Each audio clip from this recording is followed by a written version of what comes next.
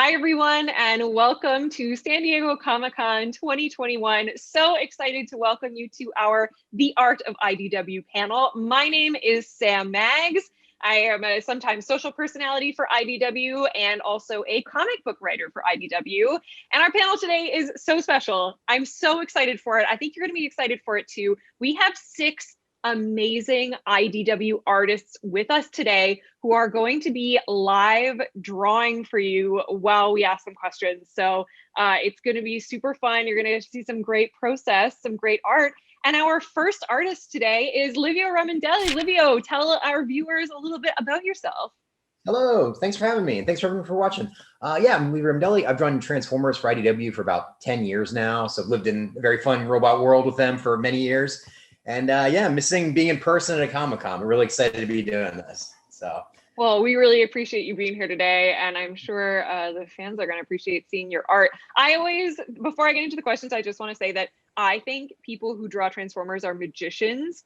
I have no idea how you do it. The amount of detail, it astounds me. I find it astounding. It's crazy. I mean, it's like I found that people are either really good at Transformers and then not so good at human beings, or the reverse. You know, I think it's rare you find someone who's good at everything. That is for sure. That's how I feel about interactions. Like, I'm really good at interacting with robots and not so much with people. So that's a mood. Do you remember the very first character or thing that you remember really wanting to draw, like as a kid? I mean, probably honestly Transformers. Like, I was a big science fiction nerd and still am. So like Transformers, Star Wars, that was always really, really big. I tried creating my own characters that were obvious ripoffs of existing characters when I look back, you know, like Ninja Turtles didn't get into a ship that looks like the Enterprise, but I'm going to say it's not the Enterprise. Like, there's a lot of that going on. But yeah, like Transformers Optimus Prime was kind of a character that meant so much to me growing up. So to get to draw him professionally now has been a real honor. Yeah, that's awesome. Yeah. Did you have inspirations in the comic art world where you were growing up, like favorite artists that you looked up to?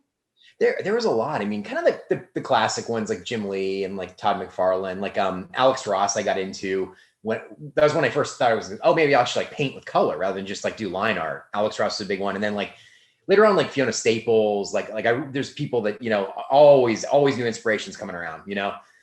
So, yeah. Her art on Saga is like some of my all-time favorite stuff. Yeah, so good. Yeah. We stand a Canadian queen.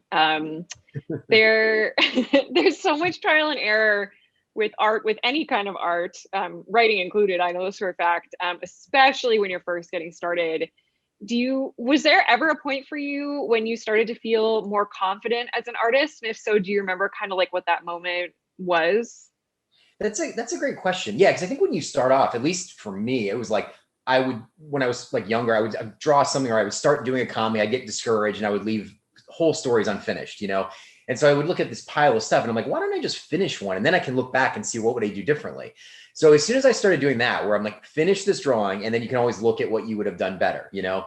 So I would say like, maybe honestly high school, I really started feeling more confident. And then it took, you know, as you know, with writing, and like, it's a lifelong journey. It's not like I've arrived and now everything I do is perfect. It's like, you never really get there, but you're like, I know I'm better now than I was a couple years ago, you know?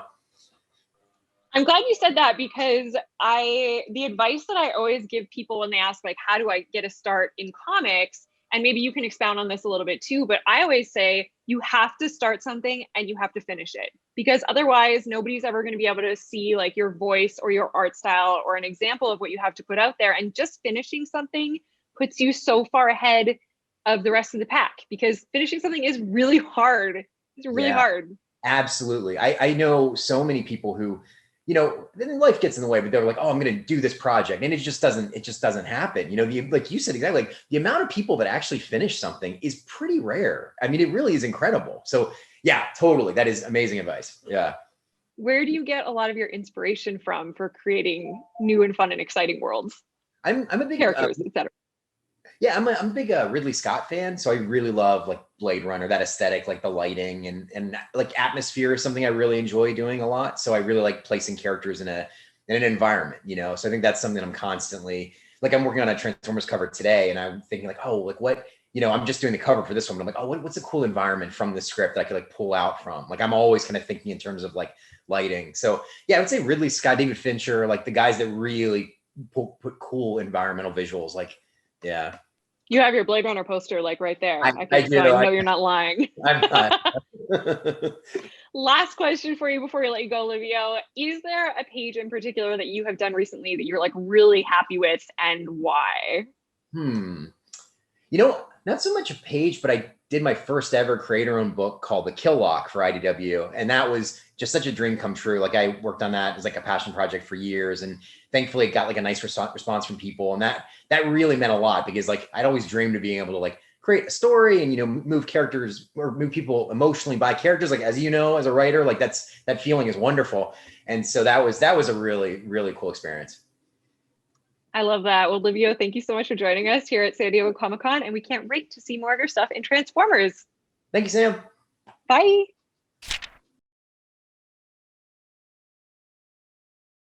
Jodi, thank you again so much for doing this today.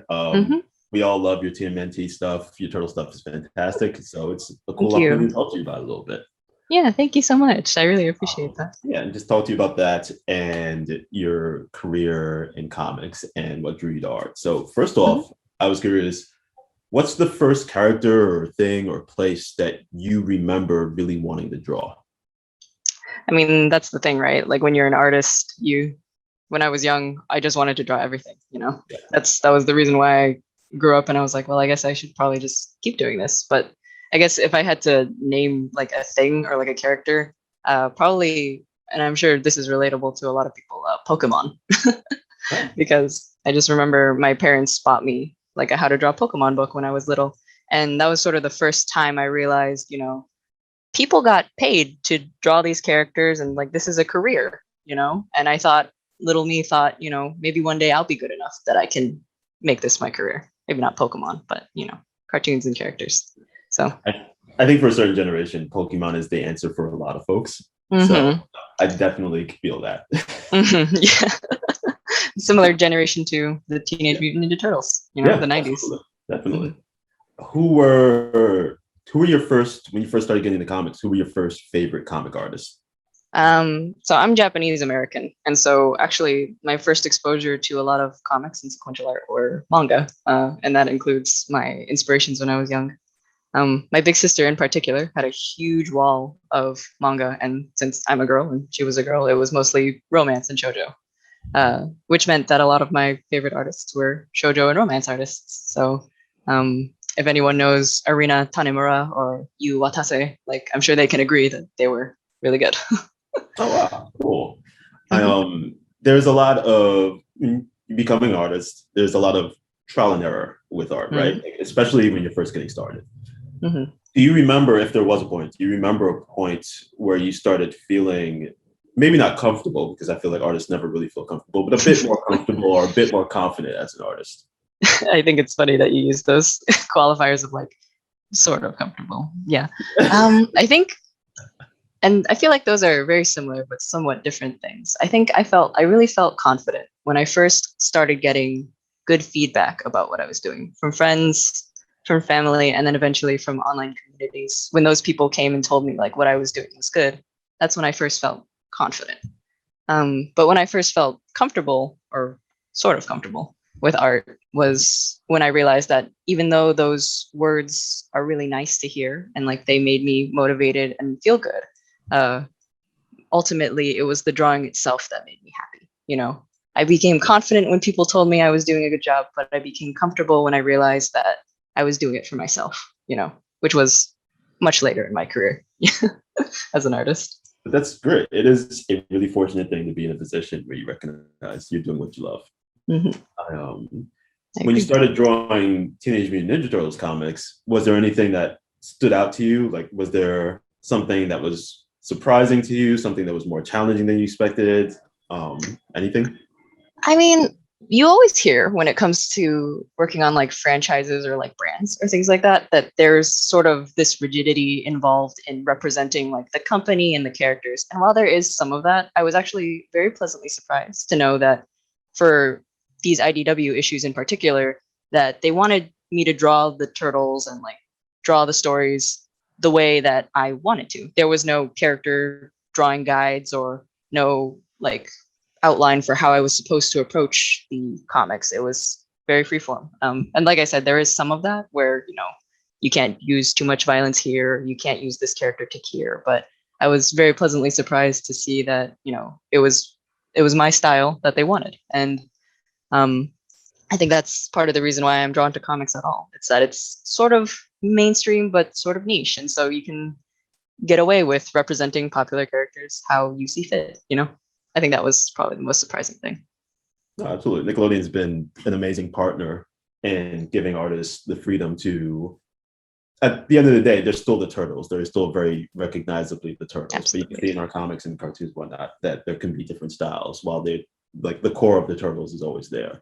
Mm-hmm. To that point, who is your favorite Teenage Mutant Ninja Turtles character? It does not have to be a turtle.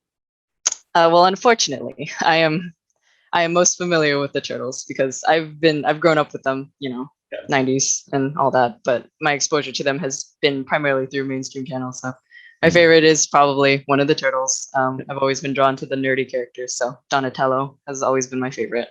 In every iteration, I just think that they do a really good job of handling his personality. But I will say that recently, having become acquainted with the IDW comics, I've noticed that I've been very drawn to all of the female characters in particular that have been introduced as of late, like Sally, Jenica, Sheena, Mona, all of those. They've been not only my favorite to draw almost, but also just I've been so drawn to their personalities.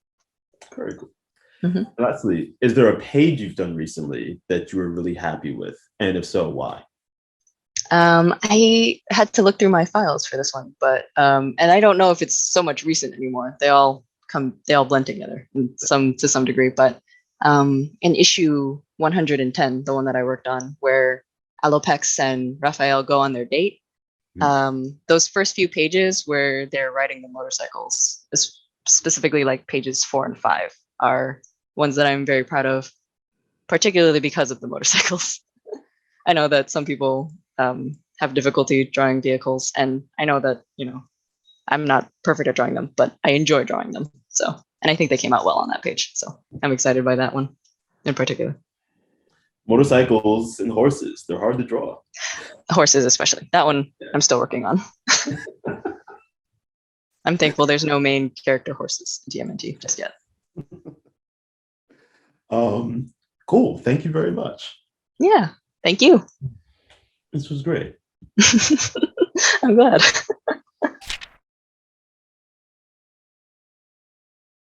Hi, it's Sam here again, and we're back with another amazing and talented artist, Brook Hardy. Can you introduce yourself to our wonderful viewers?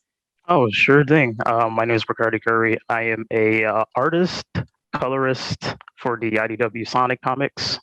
They're really fun to work on.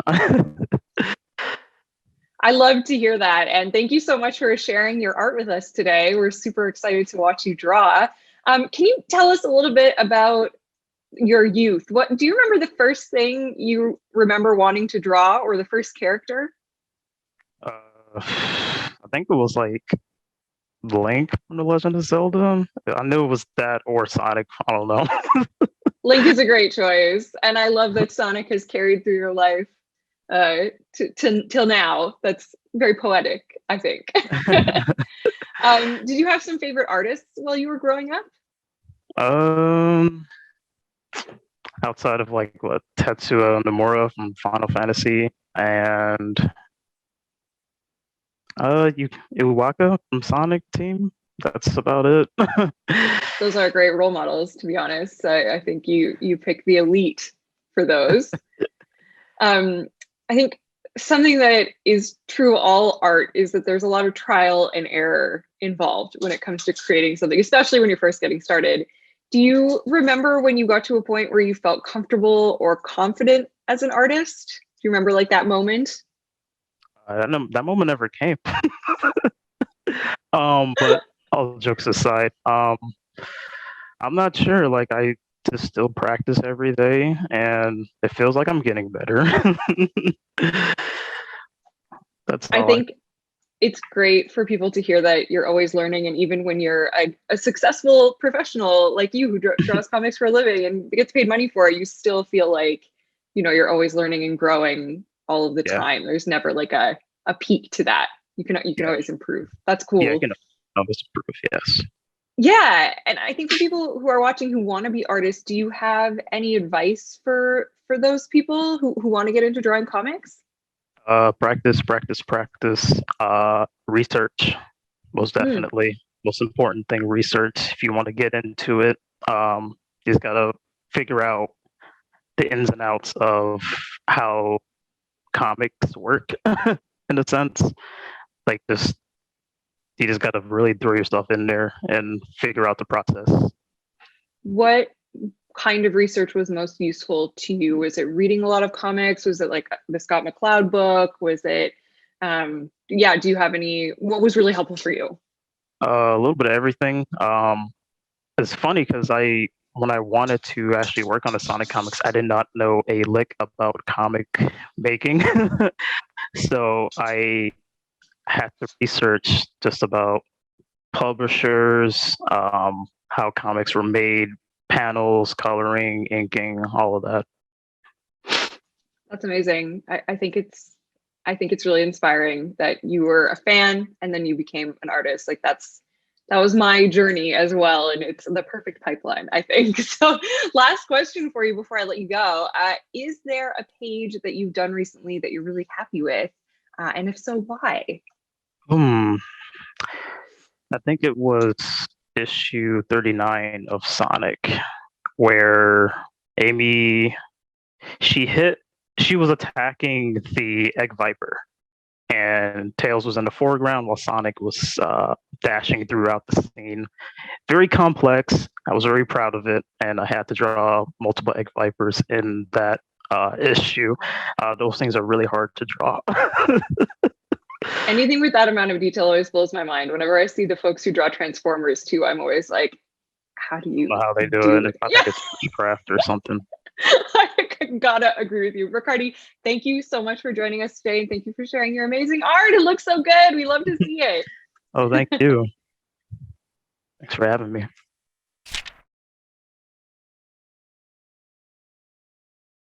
Hi, Brenda. Thank you so much for joining us today. Sam, Hi, I'm back Sam. with another wonderful artist. Brenda, can you tell us a little bit about yourself? Sure. My name is Brenda Hickey. I'm a comic artist and writer from the Atlantic region of Canada. I've been working with IDW My Little Pony since 2013 when I did the Applejack Micro as my grand entry into the oh man, I haven't talked to people The in universe, a while. the realm. franchise. I love that. I'm also Canadian, and I'm always very excited to meet another Canadian IDWer. So we have our little family here. Oh, good. I love that you are a part of the My Little Pony world here. Can you tell me if you remember maybe the first thing or the first character that you remember being inspired to draw when you were a kid? Oh, lots of Disney characters for sure. I grew up in the 90s when they had the golden age of the Disney, the Renaissance of like Beauty and the Beast and Little Mermaid. And so I would draw those characters as much as I could. And then of course, as soon as anime started getting introduced and Sailor Moon was a thing, I was all in, and so much Sailor Moon drawing happened. Who's your favorite Sailor Scout? I like Sailor Mars. Good choice. Good choice. I'm a Mercury girl. There's room for everyone. She's so sweet. Oh, I know. Did you have a favorite artist growing up? Yeah. I loved, again, my manga influence. I loved that group Clamp that did Card Captor and Magic Knights. They were so huge for me when I discovered who they were. I was in love. Yeah, really like seminal stuff. Such a great choice. There's a lot of trial and error when it comes to making art, any kind of art, especially when you're first getting started. Do you remember getting to the point where you felt comfortable or confident as an artist?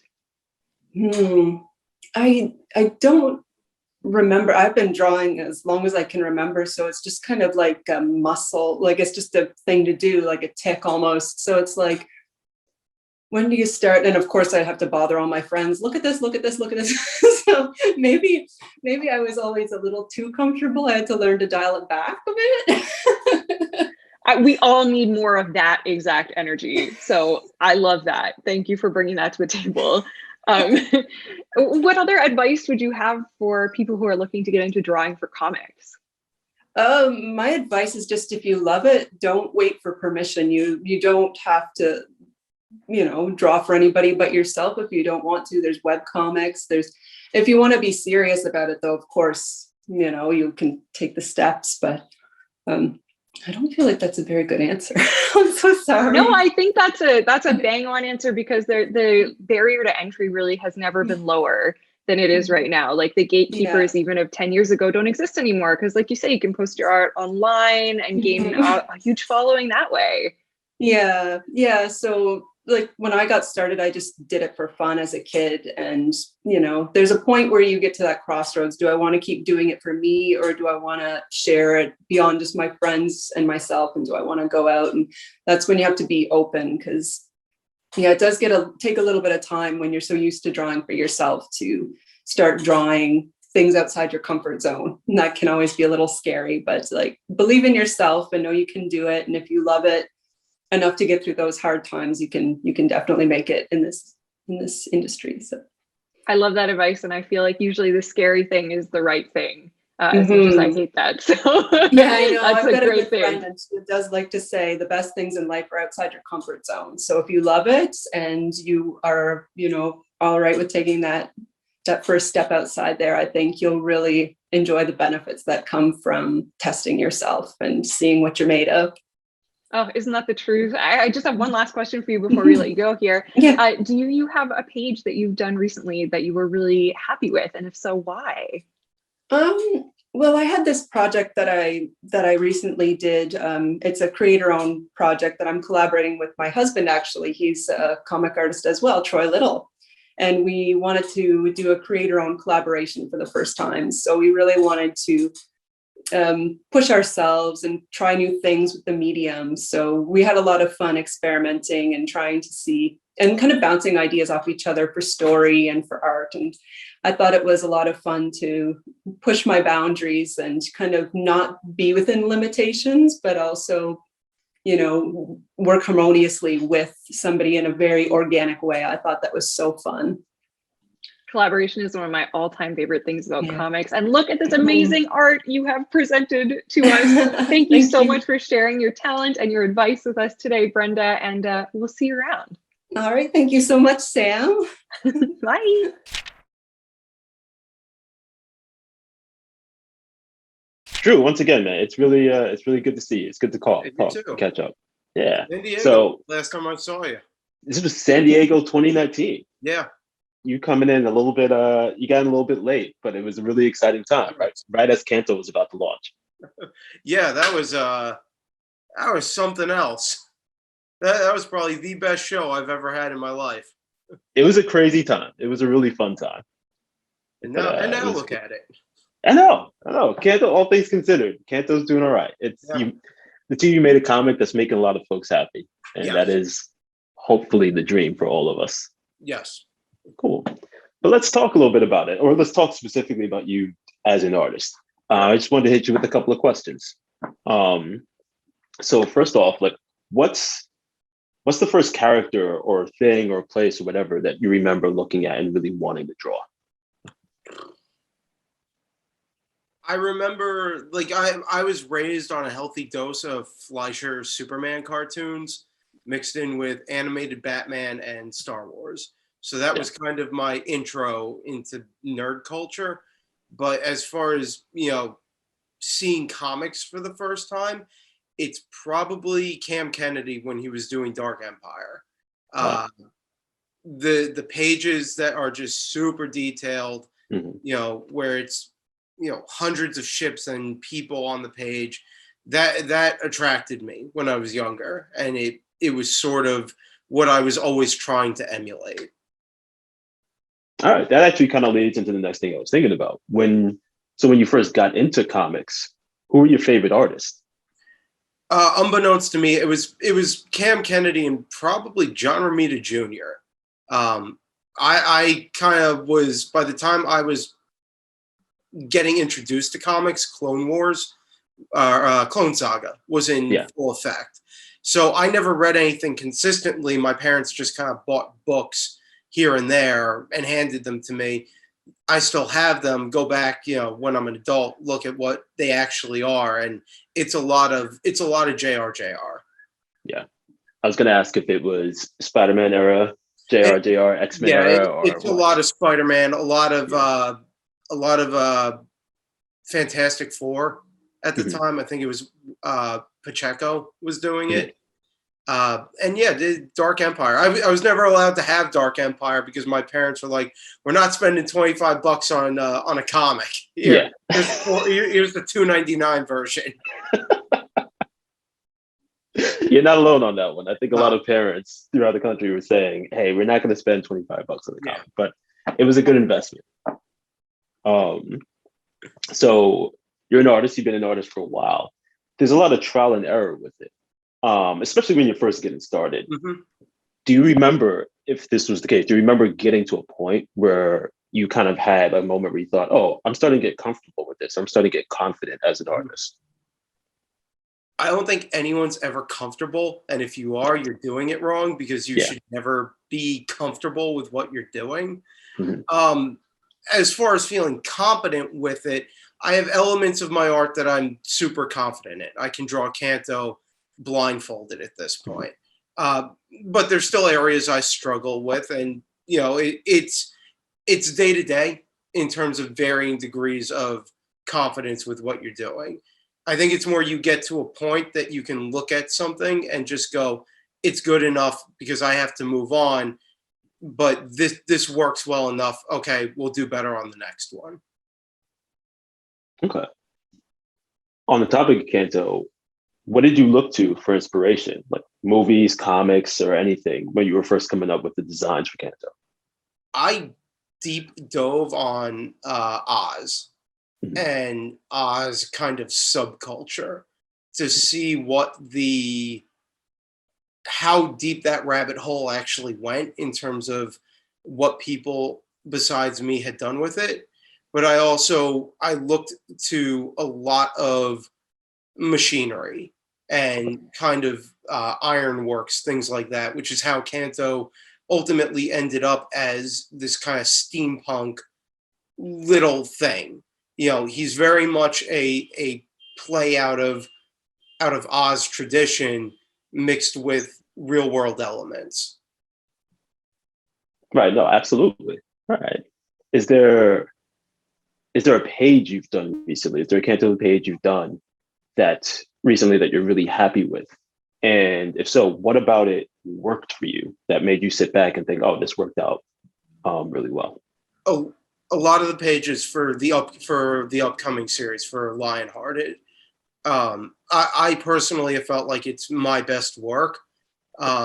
Whenever David and I go over thumbnails, I'm always really excited to show them to him because the storytelling is exciting to me.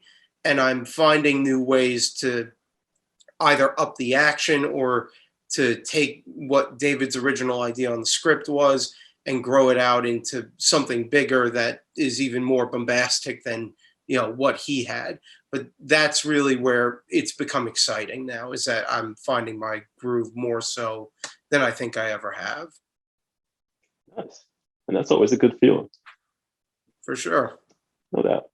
And lastly, the question that I think or at least a lot of artists hope to hear their favorite artists answer when they're coming up. Is there any advice you would have for people who want to be comic book artists? Yeah, that's a very long question to answer, but the short version is practice, practice, practice. Draw everything that you see out in the world, because the world is what you're going to be drawing. And don't wait for anybody to tell you it's okay to go and do these things.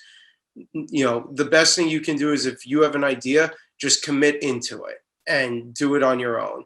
If you wait for permission from other people, you'll be waiting the rest of your life. Oh, absolutely. That is great. That's perfect. Thank you, man. I appreciate it. No, thank you. It's good to see you, as always. You too. So just starting off, what's the first character or what's the first area that you remember seeing and wanting to draw? Star Wars, definitely. Yeah. I saw Star Wars in the theater in 1977, and my family took me, and I was just blown away by all the special effects and especially the creature effects. The cantina scene was a huge impact on my life, let alone movie going experiences, but on my life, because at the time you couldn't just pop in a DVD or a VHS of Star Wars when you got home to relive the experience all over again. It was all in my mind, and I just wanted to capture that experience and try and remember all the different creatures and characters and spacecrafts and everything that just blew my mind in the theater. And I still have that artwork. I could share it with you. But then first of all, that'd be amazing. But then you grew up and you went to school, and Walt Simonson was one of your teachers, right? Yes, definitely. Yeah, so like one of the best Star Wars artists ever taught you, and the first thing you wanted to draw was Star Wars. That kind of worked out. Part of our homework was to draw RoboCop pages in Walt's class. He would bring in RoboCop scripts that we would have to, pencil out, and and he'd critique and make pointers, and he was an awesome teacher. That's amazing. And I ran into him a couple of years ago, I think, New York Comic-Con, and he ended up writing the introduction to my Crawl to Me graphic novel. Yeah, I remember. That's right. So actually, related to that, who were your first favorite comic artists when you first started getting into it? Oh, without a doubt, Mike Zeck, who drew the Punisher Limited series for Marvel. I was like a Mike Zeck stalker. I was like 16 and going to the Penta Hotel before they had the New York Comic-Con at the Javits. And I would just sit there and I would have my stack of Punisher comics. And I think he also did a run of Spider-Man with Kraven the Hunter.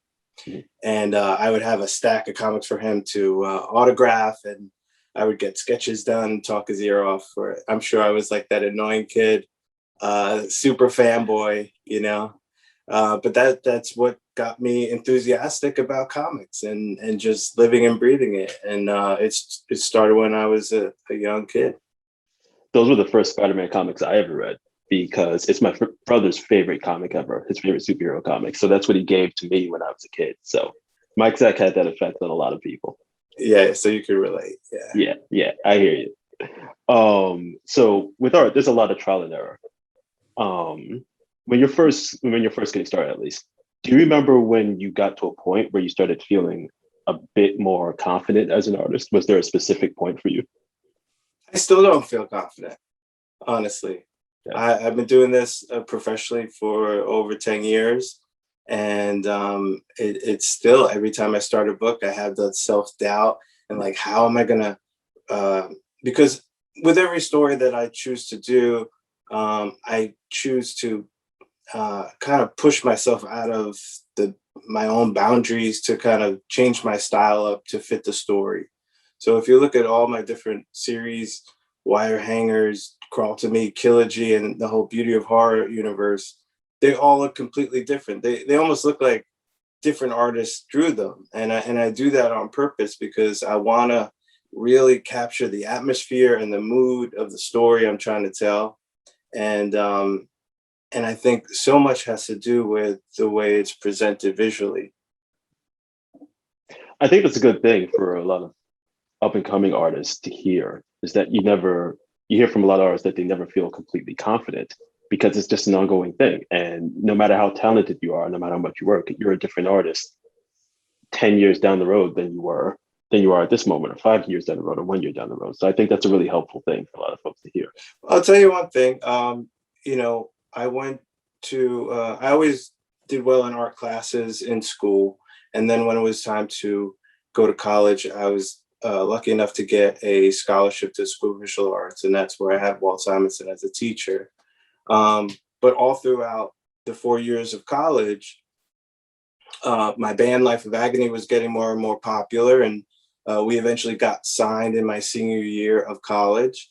And I had to make a choice whether to take my portfolio around to all the comic companies or jump in the van and tour the world and see where that would go. And I really didn't expect the music thing to last more than 6 months, and it turned into 3 decades of chaos.